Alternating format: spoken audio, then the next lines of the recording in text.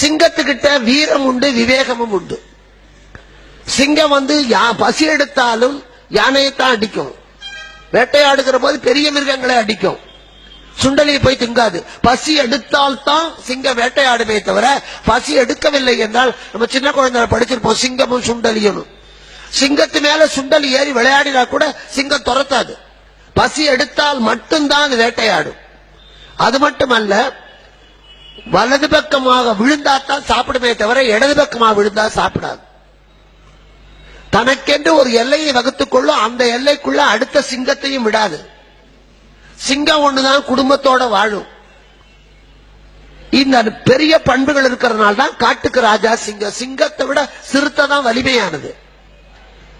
ஆனா சிறுத்தை ராஜா இல்ல, புலி நினைச்சா சாப்பிடும்.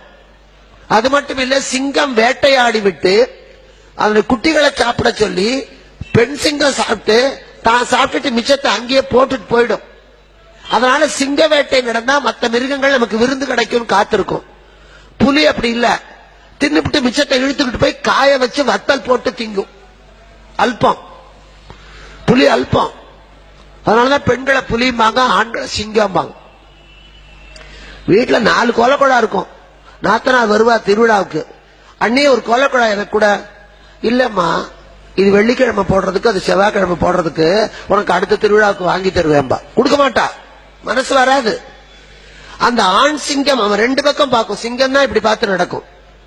மற்ற எல்லா மிருகமும் நேர பார்க்கும், குனிஞ்சு பார்க்கும், நிமிந்து பார்க்கும். ஆனா சிங்கம் மட்டும்தான் 2 பக்கம் பார்க்கும். ஒரு ஆண்மகன் என்பவன் 2 பக்கம் பார்க்கணும், தெருவில் இல்ல, வாழ்க்கையில. பெத்தவளையும் பார்க்கணும், கட்டினவளையும் பார்க்கணும், தன்னை பெற்றவர்களையும் பார்க்கணும், தனக்கு பிறந்தவர்களையும் பார்க்கணும், வீட்டையும் பார்க்கணும், நாட்டையும் பார்க்கணும்.